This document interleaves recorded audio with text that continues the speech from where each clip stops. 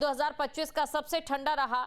और इसी के साथ बात अगर हम करेंगे तो 1 जनवरी ये भी कोल्ड डे है। बड़ी खबर आपको बता रहे, यूपी में एक तरफ कड़ाके की ठंड के बीच नए साल का आगाज हो चुका है। 10 डिग्री से नीचे पारा लुढ़क चुका है। लेकिन देखिए, भक्तों का जो सिलसिला है वो भी लगातार जारी है। पूर्वांचल में घने कोहरे की चादर है। धाराजीत, ठंड को लेकर क्या स्थिति है? क्या ठंड यहाँ पर भक्तों के पांव नहीं रोक पा रही है? बिल्कुल, देखिए जो आस्था का सैलाब है वो ठंड पर बारिश दिखाई दे रहा है और लगातार जो बारिश की हल्की हल्की कभी कभी स्टार्ट हो जाती है, लेकिन जो सैलाब है कतारों में, वो कतारें लगातार लंबी होती जा रही हैं।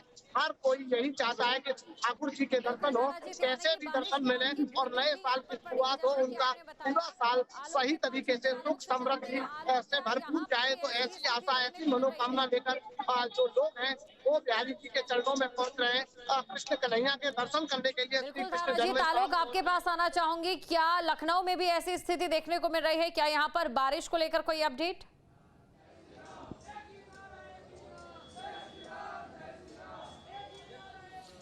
नहीं, बिल्कुल। मैंने देखिए आपको शुरुआत में ही बताया कि मौसम अच्छा है, नया साल का पहला दिन। और अगर मौसम की बात करते हैं तो एकदम धूप खिली हुई है और सुबह से लेकर के अब जैसे जैसे दिन निकल रहा है भीड़ बढ़ रही है। बल्कि जिस तरीके से पूछा जा रहा है कि मौसम का पूर्वानुमान क्या है, तो आने वाले दिनों में ठंड, कोहरा, गलन बढ़ सकता है। लेकिन इस वक्त आज के दिन भक्ति के इस भाव में सारे पूर्वानुमान गलत हैं, क्योंकि हर व्यक्ति घर से निकल रहा है श्रद्धा के भाव में।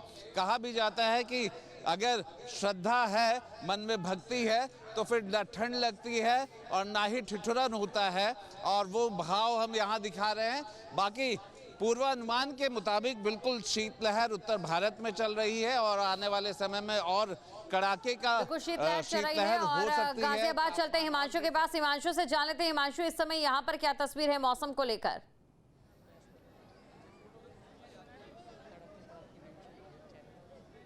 और देखिए, मौसम को लेकर पहले ही अलर्ट किया गया था और उसी अलर्ट के अकॉर्डिंग देखा जाए तो आसमान में कुछ समय के लिए जरूर सूरज निकला था। लेकिन फिलहाल मैं तस्वीरें दिखाऊंगा तो आप देखेंगे घटा इस समय आसमान में छाई हुई है और अभी कुछ देर पहले हल्की बूंदाबांदी जो थी वो देखने को भी गाजियाबाद में मिली है। तो मौसम जरूर ठंडा बना हुआ है और टेम्परेचर की बात करें तो 10 डिग्री तक टेम्परेचर पहुंचा हुआ है। उसके बावजूद भी जो आस्था है इन सब पर भारी है और उसी के लिए जो श्रद्धालु हैं यहाँ दर्शन करने के लिए पहुंच रहे हैं। कतार आप देख सकते हैं। यहाँ पर भी जो भक्ति भाव है वो खराब मौसम पर भारी पड़ रहा है।